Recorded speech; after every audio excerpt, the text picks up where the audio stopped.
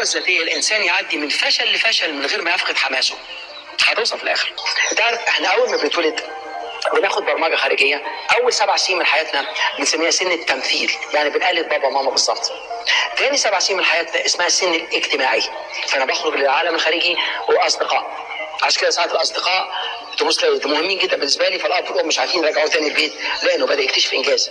وثالث 7 سنين من حياتنا اسمها سن الاستقلال، فانا بدات استقل. وبعدين من 21 ل 30 القيم بتتحول وتتشكل اكثر من 7 مرات.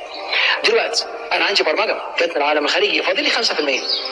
ممكن تغير ادراكك، الادراك يغير الافكار، الافكار تغير التركيز، التركيز يغير الحكم، وكل ده في 1% ممكن يكبر ويتسع وينتشر. لان انا موجود في مكان كلهم بيتكلموا بطريقه معينه، فانا بدات ادور على اسلوب يكون احسن شويه، ولما ارجع اساعدهم تاني فممكن ارجع برمجتي اللي جات لي من العالم الخارجي انا مش السبب فيها، فال5% دول بتوعنا، فانا ممكن اغير بيهم ال 95%. العقل اللاواعي هو لا يعي الاشياء. هقول لك حاجه، ممكن انسان يفكر في حاجه لسه ما حصلتش ملوش سبب ويحصل له قلق مقدما، ممكن تحصل مش كده؟ الواحد يفكر في حاجه مستقبله يضايقه وبعدين يضايق دلوقتي مع ان لسه ما جاتش. فايه اللي حصل؟ هو فكر فيها مقدما وتوقعاته سلبيه مقدما وحط احاسيس سلبيه مقدما وبدا يشعر بيها دلوقتي في الوقت الحاضر مع انها مش موجوده. دي تدينا حب استطلاع.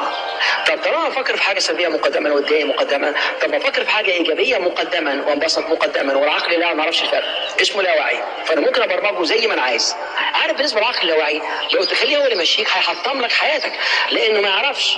لان العقل اللاواعي هو مجرد بيديلك المعلومات اللي انت عايزها من نفس النوع، فلو ما تعملش فيه تغيير من وقت للتاني هتطلع لك تلقائياتك. لو التلقائيات دي سلبيه هتطلع لك سلبيه زي ما هي. يبقى انا واجبي ان انا عقلي الواعي ان انا عمال اقرا، بحسن نفسي، بقوي نفسي، بقوي نفسي في التنميه البشريه، في التنميه الدينيه، فانا بقوي نفسي، والحالات دي تخلي العقل الواعي يكون اقوى. فالعقل الواعي صغير خالص كده، العقل اللاواعي قد كده، قد كره السله، الثاني قد كره البينج بونج، لكن الصغير ده هو اللي بيبرمج ده. فاحنا واجبنا ان احنا الصغير ده نعلمه صح عشان لما يبرمج الكبير يبرمجه صح. لان الكبير تقول له انا بخاف يقول لك ماشي، تقول له انا مرعوب يقول لك ماشي، بخاف اتكلم قدام الجمهور. بالنسبه لجزء تحطها له اكتر من مره، انا بخاف اتكلم قدام الجمهور، بخاف من التحدث امام الجمهور. الكبير يقول لك طب ادي وشي لو طلعتك تتكلم قدام الجمهور تاني، وبعد كده ما تصرخش بقى لان انت السبب، انت اللي برمجته. لازم تعمل تغيير في هذه البرمجه، ان تتكلم في الوقت الحاضر، تقولها اكتر من مره، تحط معها احاسيسك، تحطها بطريقه ايجابيه، ما تسيبهاش اطلاقا يحصل برمجه. فالعقل اللاواعي ساعتها يعمل لك تغيير في اللي انت عايز، لان عنده مخازن الذاكره. انا عملت علم اسمه قوه الطاقه البشريه، وفيها تغييرات جميله جدا داخليه. وبتسال معظم الناس انت عارف جسمك فين؟ عارف القلب فين؟ عارف الطحال فين؟ عارف الكبد فين؟ عارف الكلى فين؟ اسال اي حد، الناس ما تعرفش حاجه، ما يعرفش الطحال فين، ما يعرفش الكبد فين، عارف زمام ساعه قصيره، مش عارف الموتور بيعمل ايه ولما تقف منه يصرخ.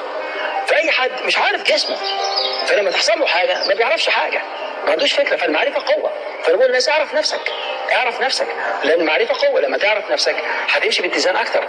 هو ده الغرض، ان احنا بنتعلم بننمي نفسنا عشان نوصل لمرحله من الاتزان توصلنا للسعاده المتزنه اللي مبنيه على حب الله سبحانه وتعالى.